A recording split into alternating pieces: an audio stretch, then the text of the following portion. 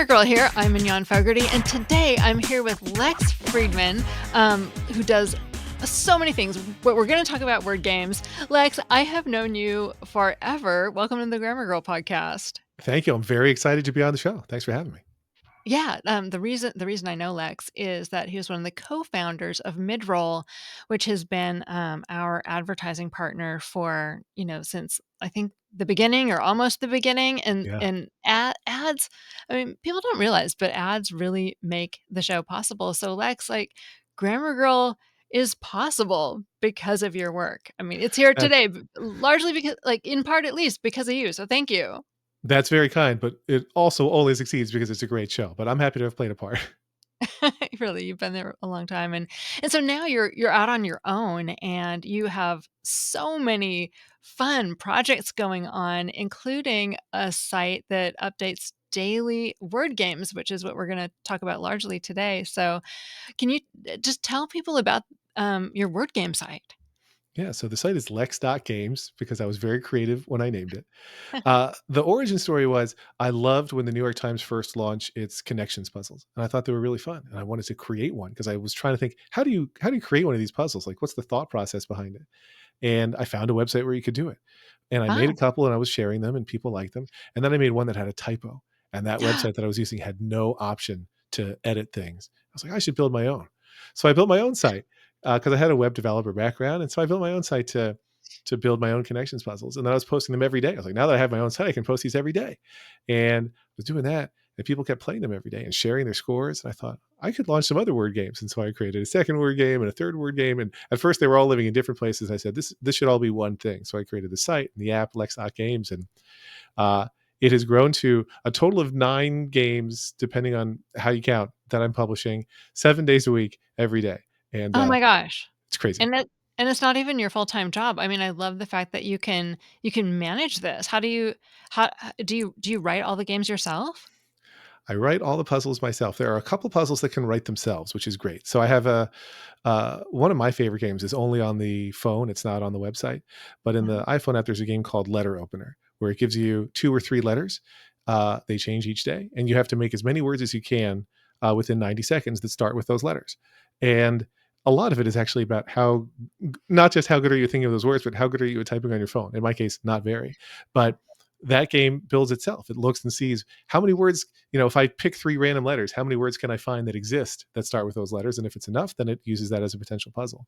So there's a couple like that that can make themselves, but for most of them, there's a lot of creativity and puzzle construction involved. And so I try to do it in patches. Currently, all the puzzles are good, about 30 days from when we're recording. And as it gets closer to that time running up, then I spend another couple days hurriedly creating as many puzzles as I can. You are farther ahead on your games than I am on this podcast. That's for sure. It's by necessity because if you wait too long, it's not. First of all, the app crashes if there's no puzzle ready for it to go, and then Ah, people are now used to it every day. The far and away the hardest thing is having a full size crossword 7 days a week. That's I probably shouldn't have done it when I first launched them. It was one a week. Now that there's one every single day, it's a lot. Those take a while to put together. do you play the games yourself, or is making them sort of the game for you? Because there are some that can make themselves, I get to play those. And so in some ways, those are my favorite because they're ones that I can play too. And I love word games. I do play test all of them every day. So I go through all the games each day just to make sure that they're working. Sometimes I can catch a typo or whatever. So my version of connections, again, I don't know why I know exactly who to blame. A good friend of mine who I co-host a podcast with, Dan Morin, when he saw me making my own connections puzzles, he suggested I call them collections. So my puzzles are collections puzzles. And I do like to check those every day, the day before they go live, because I don't really have an editor. I'm my own editor. So looking at those, I can usually catch everything, but I play through them each day just to make sure that they're good. But I don't rank on the leaderboard because I think that would be unfair if you made the puzzles and then ranked at the top of the Yeah. charts. And you mentioned typo, that was gonna be one of my questions, like, do you get hate mail when you have a typo? I interviewed an editor of an knitting magazine once, and she said she got death threats when there was a typo in one of their patterns. So, I hope it's not that bad, but No, you know, people are eager to tell you if you made a mistake. And I think most of it in my case comes from a good place. It comes from people wanting me to be aware. Um, and I appreciate it. I will tend to, I, it's a reminder sometimes of how popular the games can be, because if you wake up in the morning and people maybe in Europe who are playing these games by 6:30 in the morning my time have sent me 15 posts on various social media networks about a typo. It's at least reassuring to know that people care enough and see it. So if I can fix it early enough, I don't feel bad. If I don't see them until later in the day, then I feel pretty guilty. Yeah, one of the, people asked, I put out a call on social media for questions people might ask, and someone said, "Well, I don't know who he is. Why would I play his games?" And I thought, well, I think one reason that they're fun, but another reason is that you're quite accessible as the creator. People can communicate directly with you. As a it's kind of tangential to our conversation, but I'm somewhat challenging to Google these days because there's another person who also works in podcasting who has the same name as me, and frankly, of whom I'm not that fond. But I, why the reason I was comfortable putting my name in the game's title is because I do try to let at least some of my personality um, shine through these puzzles. I have said I think in the app description, you might see more than the normal amount of references to the music of Weird Al Yankovic or They Might Be Giants or Apple or other things that interest me. And I do that intentionally because I think although some of my puzzles, like I said, were inspired by the New York Times or by other great puzzles, I'm not trying to just make alternate versions. I'm trying to make, myself infused versions. Right, yeah, someone on Mastodon asked how many, references to the Philadelphia Eagles are in your puzzles. I would say, as they are my favorite football team, they probably show up a couple times a month because I have a lot of puzzles to choose from, right? So sometimes, and what's really fun about making the connection style puzzles is sometimes, again, I write them a month, sometimes 2 months in advance, and then I'll play the New York Times each day, and sometimes I'll see that they have the same set that I have coming up in a couple days, or that I just had a couple days ago, and that's going to happen. But both of us have done a thing where I don't remember exactly what they were, but it was like Eagle, Cowboy, and Ram, and Bill, and you had to identify that those were all potential NFL players. So if I'm ever going to use clues involving the NFL, the Eagles will undoubtedly play a role. I would probably not get any of those. I'm not a big sports fan. But and that leads to my next question. So, I'm curious about the kind of stats you get on the back end. I know there's a leaderboard, and really, I just wanna know if you can see how badly I'm doing. Honestly, it was one of the most common questions. No, I don't see anybody's individual scores.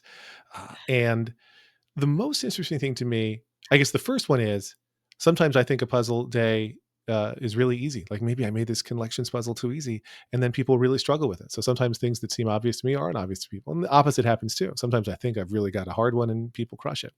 But the thing I've learned the most from looking at the stats and looking at how people play is I think I wrote an article about this somewhere too, but finding the right difficulty level is probably the hardest thing. And I've been doing this now for a year and a half and I'm still learning it because people want puzzles to feel hard. They don't want to feel like it's a gimme, but they also want to be able to solve it. So too hard is not fun. And finding that sweet spot of, I feel smart because I solved this, but it wasn't impossible and I could solve it is tricky. I know I feel frustrated when I don't solve the New York Times' connections puzzle, which used to never happen and now sometimes happens. And I know just how bad it must feel for my players when they have the same problem. So I want them to be solvable. And my son plays each day. He is 13, and he is not often, but more frequently than many, one of the bottom ranked players on collections. Because if he doesn't know it, he'll just start guessing random patterns until he solves it. But I don't want people to need 40 guesses to solve my puzzles. I would like it to be a little bit more doable. So that's the most interesting thing to me. And I think I've gotten better at it, but I still have room to grow.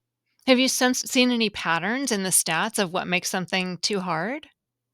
Yeah, if the clue format of two-word phrases that all start with the same word, let's say, or end with the same word. So like um now I won't be able to think of any, but like coffee pot or coffee cake and whatever. Coffee house. If you pick the right ones and they're all really common phrases, people get them right away. When I do puzzles, which I have done more than my fair share of, where I list multiple possible answers that could pair with coffee, Mhm. uh, people are not patient enough to see, hey, there's 5 or 6 or 7 words that compare with coffee. Let me see what else these others can be grouped in. They just want to figure out coffee. Like they see that coffee is going to be one and they go for that one like crazy. And then their scores get bad and then they get frustrated. So I thought that was the fun/clever way to build those, but it really frustrates people. And I don't want to frustrate people. I don't like when word games frustrate me. So I have tried to, I'll maybe put 5 potential options for a set of 4, but I won't put 6 or 7 because people tend to lose their minds.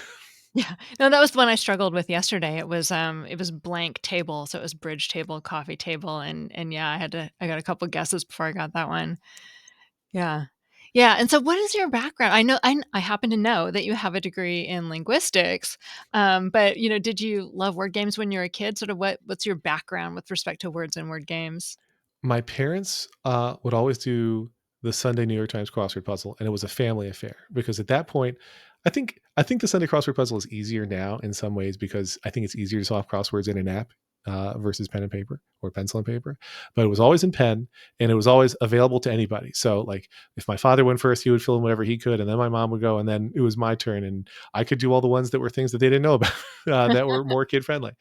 Um, but I always loved the jumble, and I have a sort of jumble-esque game now that I do.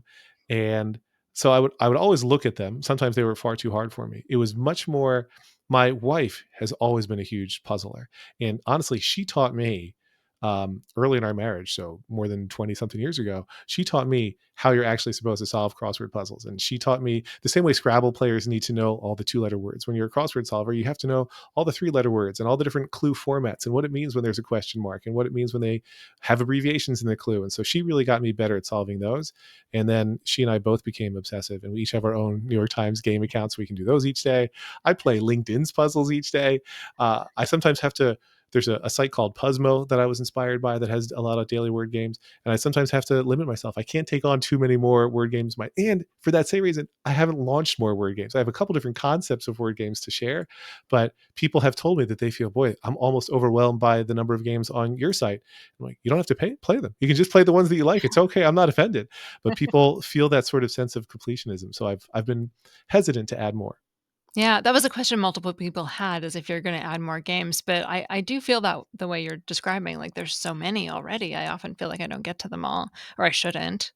I think realistically, any games that I add, I would have to be able to make themselves, which limits the creativity behind the game. Not what the concept of the game would be, but I don't think that I can budget more time to authoring games because, as you might expect, it's a lot of time. Some of them I can create anywhere. Like sometimes I'll be playing the New York Times' connections puzzle, see a connection they didn't use, and think I want to do that. So then I'll go switch tabs on my phone and make my own puzzle right then.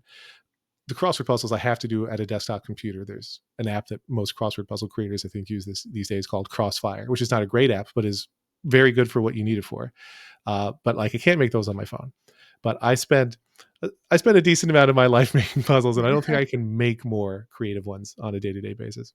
Yeah, and Collections is pretty much the same as Connections from the New York Times, but I appreciate the little twists on a lot of the other games. So, your Wordle is it has a little difference to it, and the word jumbles are a little different. So, can explain sort of how these puzzles are different. Yeah. So, like you said, collections really is the same concept as connections. The biggest difference there is you have unlimited guesses, Ah. um, which some people love and some people hate. I know that I sometimes wish I could get one more guess on connections. um, but this way, people who want to solve it can. If you want to give up, you can always do that and just have it reveal the answer. You mentioned my version of Wordle. I created a game called Six Appeal, which really is Wordle with 6 letters. There are other people who have done similar things. Um, and what I found, especially early on, when you're coming from Wordle and you love Wordle and you go to a game like Six Appeal, your brain isn't necessarily primed to come up with 6-letter words. Like Wordle is a perfect game, and I would never create my own version of it that's a knockoff because it's perfect, and I celebrate how great it was, and is. But with 6-letter words, sometimes it's hard to think of some that fit the model. So I built it where it has a key rule difference from Wordle, which is you don't have to guess real words. So some people play it a little bit more like the classic board game Mastermind, where they just use whatever letters they want to figure out what letters go where. You get more points if you use real words for each guess, but sometimes I don't. I don't know the answers to that one each day. And so when I play it, I try to use real words, and if I get stumped, I'll just use the jumble of letters that I need. You also referenced my word jumble game. I'm very proud of that one because a lot of my games were directly inspired by existing games, which I credit on my site. But Buy a Vowel was just an idea that came to me in, I don't know, not even in my sleep, but I just was thinking about games, and this one kind of came pretty well formed. That's BY a vowel. So you have 5 jumbled words, and each one is missing one of the 5 vowels. And you have to both unjumble the words and figure out which vowel goes in each word. And uh, they're all loosely themed in some way. Like there's some connection between all the words to help you solve them. When I first started building that puzzle, it was all 5 letter words. It was a little easier to solve. It was a little bit Yeah, harder to create. At some point, I said I removed the 5 letter limitation from myself, and I make sure there's always at least one 5 letter word because I think that's the way in a lot of the time. Uh, like I'm looking at as we're recording what today's is, and I can see there's the first one that's because they're shuffled each time, but I have TOBD. Now I built the puzzle, so I do know the answer. But if I can figure out that that word is doubt, then it starts to be, oh, all these words are going to have some relation. And so the other answer is today, since nobody will hear this today, we're not really spoiling it for anybody. Like I right. see anxiety and angst and fears, and so they all have some kind of connection. And that one's really fun to make. And there are times where I'll just be sitting at the kitchen table and I'll say to my kids or I'll say to my wife, hey, what's a word that has a U that means, in pain? And somebody will say like suffering. And that's good. And they know exactly why I'm asking because sometimes you just need that other word. The theme really helps. It helped me yesterday solve it. Absolutely. My favorite game is actually Lexicogs, and I don't think I've seen that anywhere. Maybe I don't know about it, but is it completely original, or It is it is based on something else? no, it was inspired by there's a site called Puzzle Society, and they have a game called Seven Little Words. So this is, I mean, Mm, I have 7 words, and it's the same concept, right? Of you have 7 what I consider sort of crossword style clues, and then a bunch of chunks of words below that you have to assemble into the words to solve all the words above. And Seven Little Words is a fun game, but it's not themed. And I thought it would be fun if somehow these were themed. And the very first one I created, I made the clues themed as opposed to the answers themed. And it happened on a whim just as I wrote it. And that's been my general approach to all of them ever since. It's probably it doesn't rival the popularity of collections. It's still a little bit less popular than collections, but it's the one that I think people enjoy it more because you can, oh. if in some ways it feels more solvable. The hints feel a little bit less defeating to take, and because in collections there's only 4 answers, right? So if you take a hint, then you've had a lot of it solved. But I love making those. The tricky part there is coming up with, like, you need some words that are the right length, and I like to use often the same clue more than once to mean different things or to clue different words. Mhm. And people are very quick to let me know if I have done so where the answers are exactly the same length. Because I'll tell you, here's this clue. Like today, I'm looking at one that says sorted 12 letters. If I had a second clue that was also sorted in 12 letters, you wouldn't know which one is which. And some people like to solve them in order because you get a special little mark by your score when you do that, a Oh, star. gee, I never noticed that. Um, but I love making those. And people, that's definitely my second most popular game. Yeah, and the other thing that was nice about that is you can make your own game. That's right. It's that's currently limited to people who become paying subscribers. Yeah. Um, and you can play almost all the games without paying. The only limitations for people who don't pay are they can't do the full size crossword, and then there's random versions of certain games, like just infinite versions of certain games that they can play versus just the daily one, and then creating their own puzzles. But everything else is free, and there's no ads because nobody wants to see ads when they're playing games. I get that. Um, Right. but yeah, it's my son will actually make some for the family from time to time, and it's pretty hilarious. Yeah, no, it'd be really fun to make some for friends with a specific theme for, like, a party or a birthday or 100%. something like that. I actually had a friend who, not a friend, sorry, a stranger who wrote to me who wanted to gift his mom a membership to the site, and I hadn't built support for gifting memberships. Mm. So we worked it out directly, and he created his own Lexicogs puzzle for her to reveal that that was what her gift was. It was very cute. Oh, how fun. Oh, very meta.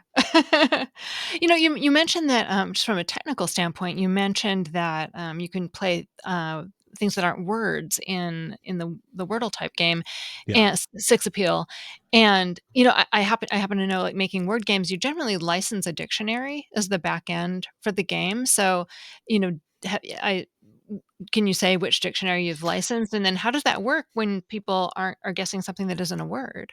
So I found a free dictionary. I'm sorry, I don't remember which one it was, but there were some open source, free, crowdsourced dictionaries, and I experimented with a few and found one that I liked. I will say it has some typos in it, right? It has some non-word entries in it, which are a bummer. And I built a tool at one point that I still use from time to time that just takes a random 6 letter word from that database and puts it in front of me, and I can say, is this word common or rare or wrong? And it almost feels like a game because you can get kind of mindless of real word, not a real word, typo, whatever. Yeah. And I did that because if Six Appeal comes up one day and it picks a misspelled word, since I don't curate what those words are ahead of time, people are going to be really grumpy, right? If they try to solve the word and then it's not a word. It did happen one time. I had one typoed word that slipped through and people were quick to let me know about it.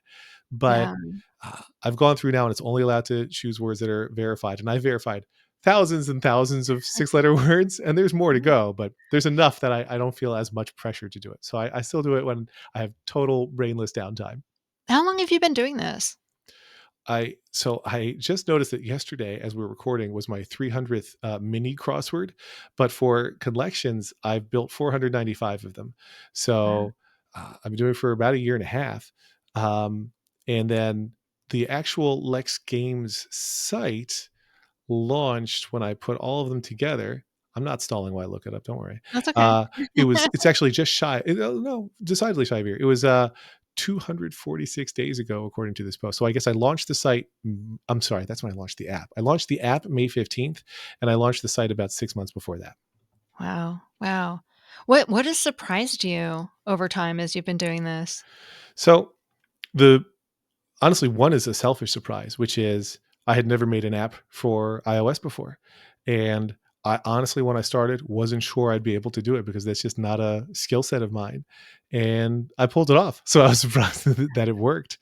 Um, it also, I will say, it surprises me how the way these games grow has evolved. There was a time when everybody posted their Wordle scores in every social network. And then there was a backlash to people posting Wordle scores. When I started launching mine, especially my collections puzzles, I would get literally as many as 100 or so responses on social networks each day with people's scores. And they would write to me, so people weren't as mad because it didn't necessarily infiltrate their feeds. But then other people loved it because they could see who else, like what order people solve things in, or which ones stumped them. And over time, especially once the website had leaderboards and once the app was out, people don't, it's very rare that people send me their scores. I get one or two people who send me their scores a week. And it's been interesting. And I still see people who tell me they miss that part. Like they loved seeing how everybody else scored versus not being able to see it.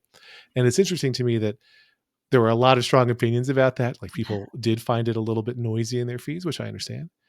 And then that other topic I mentioned earlier uh, of what difficulty level people really want. That's been the other surprising thing because you don't think about it until you're making puzzles. I certainly think about how I'm annoyed when I can't solve a connections puzzle. Or for a while Will Shortz was out, the New York Times crossword editor, I thought that the Saturday puzzles got not fun. I thought they got too hard for the New York Times, and I was frustrated. And like the week he was back, I thought it was more fun again. And so I'm very conscious of that when I'm making puzzles, of trying to make sure it should be challenging, but it shouldn't be frustrating. And they're very close together when it comes to puzzles. Yeah. Do more people play on the app or on the website? It's a great question. It's almost about 2/3 on the web and 1/3 in the app. But the app is newer, right? So you had this Yeah, group of people who started with the web probably. exactly. And there's some people who prefer an app for this kind of thing, and some people prefer a website. And I'm happy to support both. It also helps me not give in to the pressure to launch more games that I would have to build it in two places. Yeah. Yeah, do you when, I had a word game many years ago, it's not available now, but it was called Grammar Pop, and one of the challenges was every I time there was, remember. an iOS update, then we had to update the app. Are you running into that problem, or did you build yours in a smarter way? Well, there was a time when, I have to be on the betas, the developer betas, when Apple's going to have new versions of iOS. And there was a time when it absolutely broke my app. And then I had some early adopter friends who wrote to me right away, "Hey, it doesn't work." And I said, it is an Apple bug, and I might have to work around it. But I'm going to see if they update. It was, still, it was one of the early beta releases. I'm going to see if they fix this before I have to. And I wrote to Apple through the right channels to say, "Hey, this is how this is behaving. They shouldn't." And I was very pleased when the next update came out of the beta OS and it corrected that issue because I did not want to have to work around it. Um, but so, uh, I mean, I have to do a couple things, and I've certainly made the app better. That's actually another surprise was that I heard from people who uh, with accessibility issues. You know, especially visually impaired folks who were asking for certain things to work differently. And so I had to learn a bunch more stuff, especially about how voice control on iPhones work. I don't know if you've ever turned on voice control. It's available on everybody's iPhone. Um, but it literally, you can not look at the screen and touch it, and it'll tell you like, here's what you've tapped on, and then if it's the thing you want, you have to press again to say, yeah, that's the thing I want. And I had to do some work to make sure that the game could tell you, you have now solved this connection, right? Or you have now solved this word. And building all that support was a very new area for me, but I was happy to do it.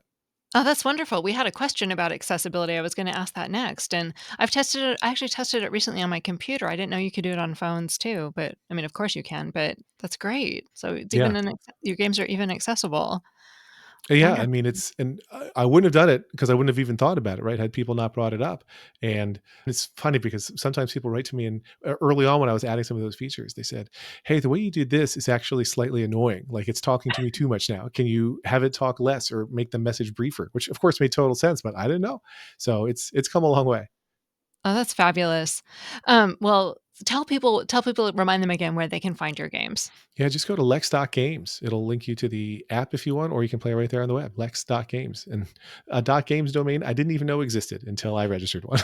Well, Lex, that's our discussion about games today. You do so much more. I want to talk a lot about a lot of that in the segment we're going to do for Grammar Pelusians. I want to talk about the songs you make with your son Liam, which are just adorable. You have a game show that I actually enjoy called what's it called? Friendly competition. Yeah, friendly competition. That's a lot of fun. Also game related. So we're going to talk about and your book recommendations. So we're going to talk about a lot more in the segment that our Grammar Pelusian supporters get. But for everyone else, thank you so much for being here. Lex, thank you for being here. It's been a delight. Thank you. I've loved it.